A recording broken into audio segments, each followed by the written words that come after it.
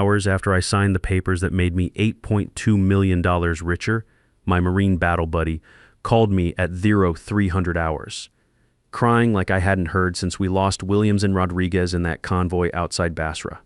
Drew Walsh wasn't calling to congratulate me on selling Ramos Construction. He was calling to beg me to lie about it. My name is Gerald Ramos. I'm 49 years old, and I just sold the construction company I built from nothing here in Killeen, Texas. 25 years ago, I came back from the Gulf War with a Purple Heart, some savings from combat pay, and no clear plan except to stay busy enough that I didn't have to think about the friends I'd left behind in the sand. The call came while I was drinking coffee from my old Marine mug, the one Sarah bought me before she passed 3 years ago. I still get up at 1,530 every morning. Old habits don't surrender easy. The house feels too quiet without her moving around the kitchen, humming off key while she made her tea. She used to tease me about my military precision with the morning routine, but she never tried to change it. Said it was part of who I was. I'd been sitting there thinking about what comes next when a man has more money than he knows what to do with. Sarah always said she wanted to travel, see Europe, maybe take one of those river cruises through Germany. We never got the chance. Cancer moved faster than our retirement plans. Jerry, Drew's voice was shaking when I picked up. I need to ask you something, and I need you to hear me out before you say anything. Drew Walsh had been my attorney for 20 years, but before that, he'd been my foxhole buddy. We'd served together in the 1st Combat Engineer Battalion, spent 8 months clearing roads and disposing of ordnance in Kuwait and southern Iraq. He'd helped me set up Ramos Construction when I got back stateside, walked me through the legal maze of starting a business. He'd been at Sarah's funeral, one of 6 Marines who served as pallbearers. I trusted Drew Walsh the way you only trust someone who's watched your 6 in a firefight. Roger, that I said, sitting up straighter. Something in his tone made my spine go rigid. In all the years I'd known him, Drew had never called me at 300 unless someone was dead or dying. When word gets out about your sale to Lone Star Development, when people start talking about the numbers, I need you to tell them it went south, that you sold at a loss, that Ramos Construction went under and you barely broke even. The silence that followed was so long, I thought we'd lost connection. I could hear him breathing on the other end, quick, shallow breaths, like he'd been running. Drew, I finally said, what the hell are you talking about? I need you to tell people you went bankrupt, especially my son Ryan. I set the coffee mug down on the kitchen table, same spot where I'd eaten thousands of meals with Sarah. My hands were steady, but something cold was moving up my spine. In 20 years of legal work together, Drew had never asked me for anything that didn't make sense. This made no sense at all. Why would I do that? His voice cracked. I'm asking you as your friend, as someone who's been in your corner since we were dodging mortars in Kuwait. Please just do this one thing for me. I could hear the desperation in his voice, the same tone he'd used the night we lost half our squad to that IED. But this wasn't combat. This was something else entirely. When I pressed him harder, Drew wouldn't explain. He said it was complicated. He said he'd tell me everything soon, but for now he just needed my word.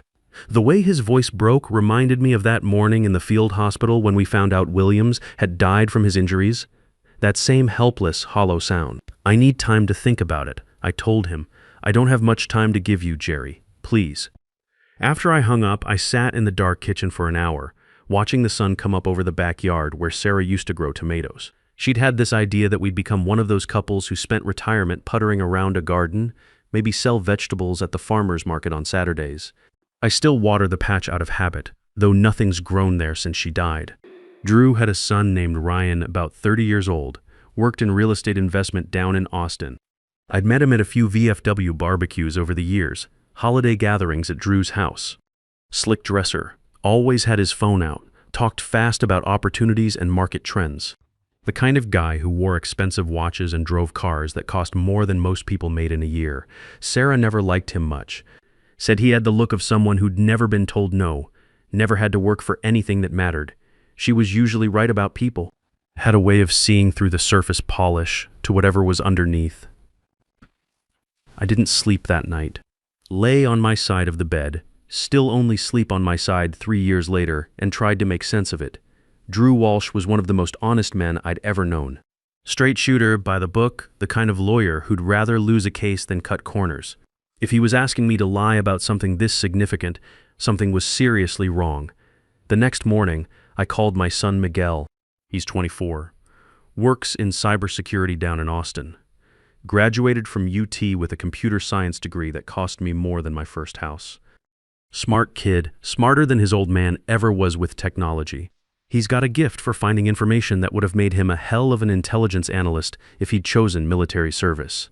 I didn't tell him everything, just gave him Ryan Walsh's name and said I needed to understand his business situation. Miguel's good about not asking too many questions when I need something looked into. Learned that from his mother, knowing when to push and when to just trust that I had my reasons. Give me a few hours, Dad, he said. I'll see what I can dig up. Miguel called me back 6 hours later. I was out in the garage, pretending to organize tools that didn't need organizing, keeping my hands busy while my mind ran through scenarios, none of them good. Dad, he said slowly, where did you get this name? Why? Because Ryan Walsh has been running some kind of real estate investment fund that's in serious trouble. There are complaints filed with the state attorney general's office, multiple families saying they invested in veteran housing projects that don't exist. I felt something cold settle in my chest. The same sensation I'd had in Kuwait when we'd spot fresh tire tracks leading off the main road. Usually meant someone had planted something they shouldn't have. The fund's marketing materials specifically mention exclusive partnerships with successful veteran-owned construction companies in Central Texas. They name-drop Ramos Construction by name, Dad. They're using your reputation to sell these investments. I hung up without saying goodbye and stared at the concrete floor of my garage. Sarah and I had poured that foundation ourselves the second year we were married, back when we thought we'd grow old together in this house. She'd insisted on helping, said she wanted to learn how to do it right in case I ever got hurt and couldn't work. Drew's son had been using my name, my reputation in the veteran community, to sell fake investment opportunities to military families. The same families I'd spent 25 years hiring, training, treating like extended family. Half my crew over the years had been veterans. Guys coming back from Iraq and Afghanistan, looking for honest work and a chance to build something with their hands. And now someone was using that trust, that brotherhood, to steal from them. I spent the rest of that day making calls, reaching out to contacts in the veteran community around Texas. Took me about 4 hours to confirm what Miguel had found. Ryan Walsh had been targeting military families specifically, selling them on exclusive veteran housing development opportunities that promise steady returns and the chance to help fellow service members find affordable homes. The investment packages ranged from $15,000 to $50,000 amounts that represented entire deployment savings for some of these families. Money they'd saved up while deployed, living in tents and eating MREs, planning for the day they'd come home and start building civilian lives. Tommy Martinez at the VFW in Austin knew 3 families personally who'd invested. Said they'd been excited about it, felt good about putting their money into something that would help other veterans while giving them a solid return. Tommy's voice got quiet when he told me none of them had received statements in months, and Ryan Walsh had stopped returning their calls. That evening, I drove to Drew's house without calling ahead. He lived in a nice neighborhood west of town, the kind of place where the lawns were always perfect and the mailboxes all matched. Sarah and I had been to dinner parties there dozens of times over the years, holiday gatherings, birthday celebrations. His wife Linda always made her famous enchiladas, and we'd sit on their back patio talking about everything except the war. Linda answered the door. She looked like she'd been crying. "Gerald," she said, "I don't think Drew wants to see anyone right now.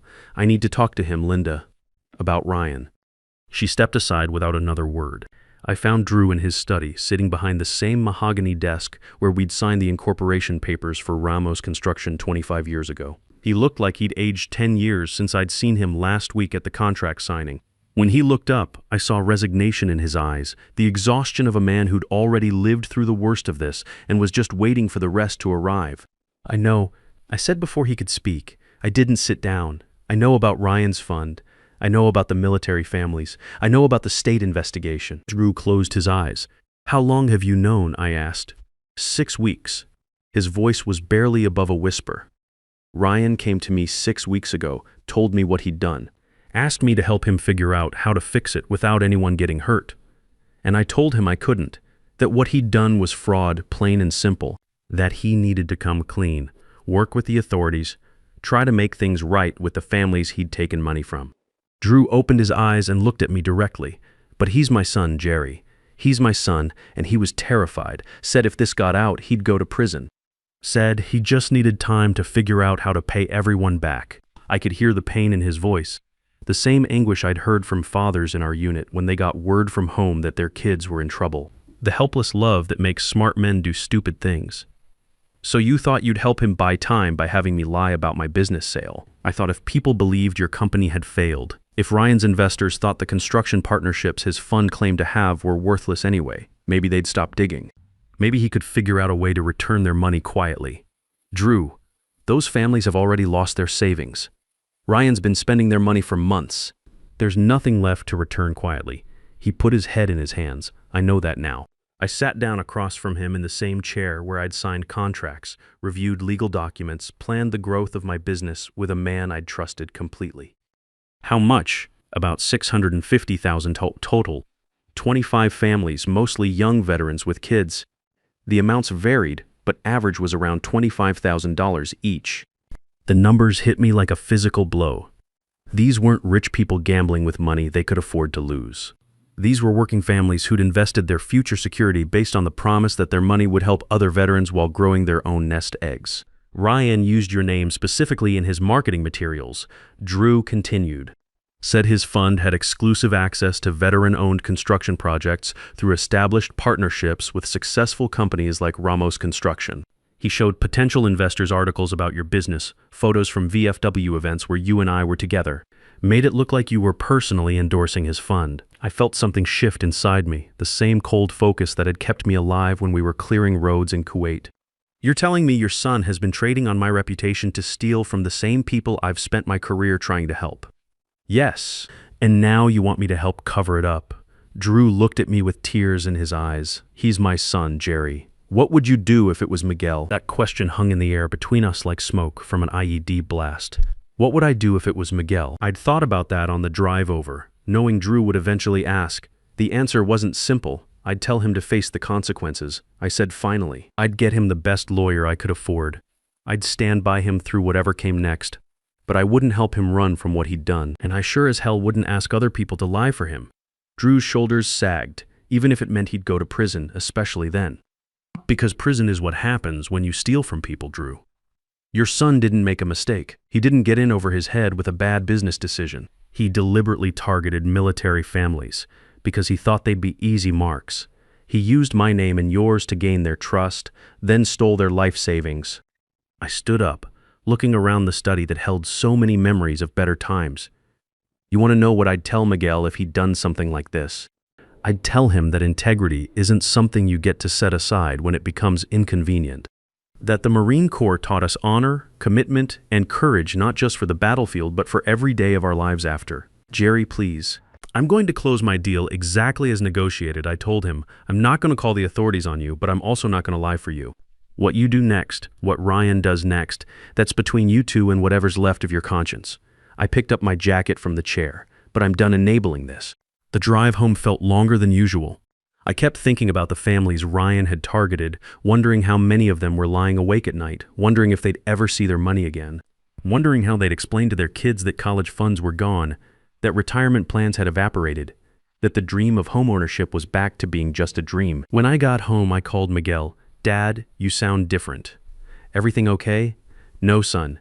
Everything's not okay, but it will be. I told him about my conversation with Drew, about the scope of Ryan's fraud, about the families who'd been hurt. Miguel listened without interrupting, the way Sarah had taught him to do when someone needed to work through a problem out loud. What are you going to do? He asked when I finished. I'm going to help those families get their money back. How? By telling the truth. By cooperating with the investigation. By making sure Ryan Walsh faces the consequences of what he's done. Miguel was quiet for a moment. Dad, you know this is going to destroy your friendship with Drew, right? 20 years of history, all those memories from the war. Some things matter more than friendship, son. Like doing what's right when people are counting on you. Mom would be proud of you. That almost broke me. Sarah had always been my moral compass, the voice in my head that asked whether I could sleep at night with the choices I'd made. She'd have seen through Ryan Walsh's scheme immediately, would have warned me to stay away from anyone who talked that fast about easy money. The next morning, I called Patricia Ramirez. The attorney Miguel had recommended to handle my business sale. She specialized in criminal defense and white-collar crime, had a reputation for being thorough and honest. Mr. Ramos, she said, when I explained the situation, you need to understand that if you cooperate with this investigation, it's going to get complicated. Your business sale will become part of the public record. Ryan Walsh's defense attorneys will probably try to make you look like a co-conspirator. Will they succeed? Not if you're telling me the truth, but it's going to be unpleasant. Are you prepared for that?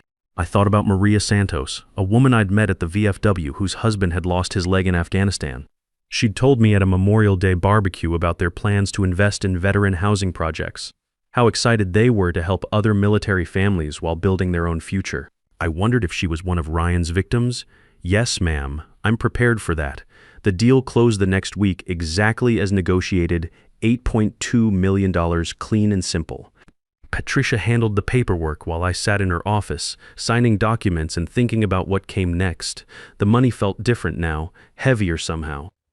Not because of the amount, but because of what it represented. Proof that honest work and integrity could build something lasting, something worth protecting. 2 days later, I called the State Attorney General's office and asked to speak with whoever was handling the Ryan Walsh investigation. Got transferred 3 times before I reached Detective Lisa Parker, a soft-spoken woman who sounded like she'd heard every variation of fraud story imaginable. Mr. Ramos, she said, after I explained who I was, we've been hoping you'd contact us. Your name appears frequently in Mr. Walsh's marketing materials. I had no knowledge of that until this week. I want to make that clear from the start. We believe you. We've been investigating Mr. Walsh for 2 months, and nothing we've found suggests you were involved. But we'd appreciate your cooperation in helping us understand how he used your reputation to gain investors' trust. I spent 3 hours that afternoon in Detective Chen's office, going through Ryan's marketing materials, explaining my relationship with Drew, providing documentation about my business sale. It was worse than I'd imagined. Ryan had created entire fake prospectuses featuring photos of construction projects I'd completed, quotes attributed to me that I'd never said, even mock letters of recommendation supposedly signed by me. He's good, Detective Chen said, showing me a brochure that looked professional enough to fool anyone. Very convincing presentation. No wonder these families believed him. How many families total? 27 that we know of. Could be more. Total losses around $675,000. The number hit me like a physical blow. I thought about my own savings, the money I'd accumulated over 25 years of careful living and smart investments. $675,000 wasn't just money to these families. It was security, hope, the promise of a better future for their children. What happens next? I asked. We execute search warrants, freeze whatever assets we can find, build our case for prosecution. With your testimony about how he used your name and reputation, we've got a strong case for wire fraud, mail fraud, probably RICO charges if we can prove he was running a continuing criminal enterprise. What about the families? Will they get their money back? Detective Chen's expression softened? Some of it maybe. Depends on what we can recover. But most of these cases, the money's already spent. That was 8 months ago. Ryan Walsh pleaded guilty to federal wire fraud and mail fraud charges, got sentenced to 4 years in federal prison, and ordered to pay $675,000 in restitution. The judge called his scheme a particularly egregious betrayal of the military community's trust. Drew stepped away from his law practice permanently. Last I heard, he was working with a nonprofit that helps veterans navigate disability claims, trying to make amends, I suppose. We haven't spoken since that night in his study. Some bridges, once you burn them, take a long time to rebuild. Maybe that's how it should be. The families got back about 60% of what they'd lost. Not everything, but enough to rebuild. The federal government's Victim Compensation Fund helped with the rest. Detective Chen told me it was one of the better recovery rates she'd seen in a white-collar case. I ran into Maria Santos at the VFW 3 months ago. She and her husband had been among Ryan's victims, lost $28,000 they'd saved for a down payment on their first house. She wanted to thank me for cooperating with the investigation. Mr. Ramos, she said, I wanted you to know that, because of your testimony, we got most of our money back. We close on our house next month. I told her she didn't need to thank me, that I'd just done what anyone in my position should have done. Not everyone would have, she said. Not when it meant losing a friend. She was right about that. It had cost me a friendship that went back 30 years. But some things matter more than friendship, like keeping faith with the people who trust you, even when they don't know they're trusting you. The $8.2 million is still sitting mostly where Patricia Ramirez invested it. Conservative funds, nothing flashy. I've been thinking about what Sarah would want me to do with it. She always said money was just a tool, that it only mattered if you used it to build something worthwhile. Last month, I started the Sarah Ramos Foundation. It provides small business loans to veterans who want to start construction companies, landscaping services, repair shops, the kind of hands-on businesses where military skills translate well to civilian success. We fund them at below-market rates, provide mentoring, help them avoid the pitfalls I stumbled through when I was getting started. Miguel helps run the foundation's website and application process. Says his mother would love seeing her name attached to something that helps people build honest lives with their hands. He's right about that. Sarah always believed in the dignity of work, the satisfaction of creating something that would last. I still get up at 05:30 every morning. Still drink coffee from the same Marine mug. The house feels less empty now that I have projects to think about, veterans to mentor, businesses to help grow. Purpose is a powerful antidote to loneliness. The foundation approved its 15th loan last week. A Marine named James Rodriguez, who wants to start a solar panel installation company in San Antonio. Lost his right leg to an IED in Fallujah, spent 2 years learning to walk again. Now wants to help Texas families reduce their energy costs while building energy independence. Smart kid with a solid business plan and the kind of determination that comes from surviving the worst and deciding to make something good from it. Sarah used to say that life gives you two choices when bad things happen. You can let them break you, or you can use them to build something stronger. Ryan Walsh's scheme could have broken those military families, could have shattered their faith in the idea that hard work and smart investing lead to security. Instead, most of them took their recovered money and invested it more carefully, with legitimate advisors who understood that trust is something you earn slowly and lose quickly. I've been thinking lately about the difference between loyalty and integrity. Loyalty is personal. It's about the people you care about, the relationships that define your life. Integrity is bigger than that. It's about the principles that define who you are, regardless of who's watching or who gets hurt. For too long, I thought they were the same thing. That being loyal to Drew meant supporting him no matter what. But real loyalty sometimes means telling your friend when he's wrong, even when it costs you the friendship, especially when other people are paying the price for his mistakes. The Marine Corps taught me that honor isn't something you put on like a uniform. It's something you carry in your bones, something that shows up in your decisions when nobody's watching and the stakes are highest. Drew forgot that for a while. Let his love for his son override his commitment to doing what was right. I don't blame him for loving Ryan. I don't even blame him for wanting to protect him. But I can't forgive him for asking me to help cover up crimes against the very people we'd sworn to protect when we took our oaths. Some things you just don't negotiate. Not for family, not for friends, not for anyone. The foundation is reviewing 3 new applications this week. A Navy veteran who wants to start an electrical contracting business in Houston. An Army engineer planning to launch a home inspection service in Austin. A Marine looking to open a custom metalworking shop in Dallas. Each one represents someone who came home from service and decided to build something honest with the skills they'd learned and the character they'd developed. That's what America is supposed to be about. People who work hard, play by the rules, and build something lasting for their families and communities. People who understand that integrity isn't negotiable, even when the cost is high. I think Sarah would approve of what I'm doing with our money. Building futures instead of just accumulating wealth. Creating opportunities for veterans to succeed without cutting corners or compromising their values. She always said the best investment you can make is in people who've already proven they'll sacrifice for something bigger than themselves. Listen, if you're reading this and you're a veteran trying to make it in the civilian world, know this: there are people who want to help you succeed the right way. There are resources available, people who understand the transition from military service to civilian entrepreneurship. Don't let anyone convince you that shortcuts are the only path to success. And if someone approaches you with an investment opportunity that seems too good to be true, that promises easy returns with no risk, walk away. Real wealth is built slowly, carefully, with full knowledge of the risks involved. Anyone who tells you otherwise is either lying to you or lying to themselves. The military taught us that there are no shortcuts to any place worth going. That lesson applies just as much to building civilian success as it did to surviving combat. Work hard, be honest, honor your commitments, and build something you can be proud of.